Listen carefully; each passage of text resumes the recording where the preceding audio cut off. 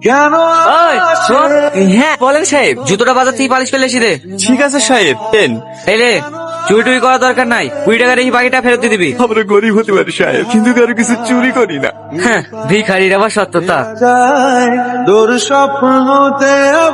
মিষ্টিগুলা মিষ্টি তোর ভাই খায় না, ফেলি দেখা। আর শোন, যার সময় মাকে ডেকে দিয়ে যাস। ঠিক আছে, কিছু বলছি মা? হ্যাঁ, এইখানে বসো। হ্যাঁ বল। তোমার জামাই একটা হাই রেটে টেন্ডেন্স ধরেছে। সিকিউরিটি মানি হিসেবে 1 কোটি টাকা জমা করতে হবে। কাজে তুলতে পারলে 4-5 কোটি টাকা লাভ হবে। 50 লাখ টাকা মতো শর্ট পড়ছে। তুমি একটু ম্যানেজ করে দাও না মা। এত টাকা আমি কোথায় পাবো? আমাদের 12-13 বিঘি জমি নাই, ওই জমিগুলো বেচে দাও না মা। একবার টেন্ডারটা হাতে পেয়ে গেলে তো ওরকম জমি 1-2 বিঘি কিনা হবে। ঠিক আছে, তুমি কোনো চিন্তা করো না জামাই, আমি খরিদার দেখছি। আরে আরে কি করছো? মিষ্টিটা খেলে না? আমার মিষ্টি খেতে ভালো লাগে না। মিষ্টি আবার কারো অফিস নাই নাকি? দাও আমাকে দাও।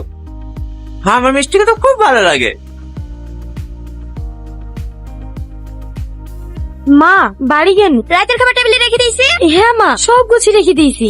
এই দাঁড়া, তোর হাতে কি? কিছু না মা, কটা মিষ্টি আছে। আমার জামাইয়ের লেগে আসব মিষ্টি। জামাইকে খেতে না দিয়ে তুই চুরি করে নিয়ে যাচ্ছিস। না না মা, আমি চুরি করিনি। পরে মিষ্টি খাই না তো, তাহলে পল্লবী ফেলে দিতে বললো। কি?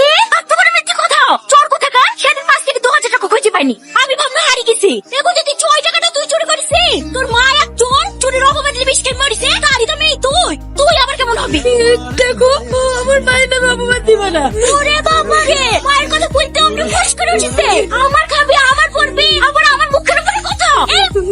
চুরি করিস কেন ভাই? আমি চুরি করিনি, আমি চুরি করিনি। এমনিতে তোদের থেকে জোরে চালে উঠতে পারছে না, আবার তারপর গায়ে হাত তুলছে। কি হয়েছে গো মা?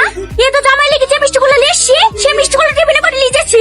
ও লিজাক্কা, তোমার জামাই মিষ্টি খায় না। আমি বলেছি ফেলে দিতে। ফেলে দিলে তো কুকুরাই খাতো, ওরা লিখে খাক্কা। ও, জামাই মিষ্টি খায় না? জালি যা। হ্যালো ওদের মিষ্টি, দিনের পর দিন এত অপমান হও, এত অত্যাচার করে, তাও তুমি এখানে কিসের লেগে পড়ে থাকো? চলো, এবারে তোমাকে থাকতে হবে না, আমি আর এবারে কাজ করবো না। কি এসব আবল তাবল বকছি? ও কোথাও যাবে না, ও এই বাড়িতে থাকবে। ভুলে যায় না, ও আমার স্ত্রী। ওকে আমি যেখানে নিয়ে যাবো, ওকে সেখানে যেতে হবে। দরকার হলে আবার ওকে ভিক্ষি করে খাওয়াবো, তা আপনাদের এই নরকটা থাকতে দেবো না। চলো সালমা। এইভাবে রাগ করে চলে আসলা, এবার কি করবা? কি করবো আবার? মুনিশ কাটবো নাহলে বিদেশ যাবো, তাই বলে তোমাকে প্রতিদিন অপমান করবে, ও আমি সহ্য করতে পারবো না। আর তুমি বিদেশ চলে গেলে যে আমি দেখতে পারবো না। তাহলে গ্রামে মুনিশ খাটবো। থাক, তোমাকে মুনিশ কাটতে হবে না। এলো ধরো, এই দুটো বন্দুক দিয়ে তুমি যে কোনো একটা ব্যবসা শুরু করো গা।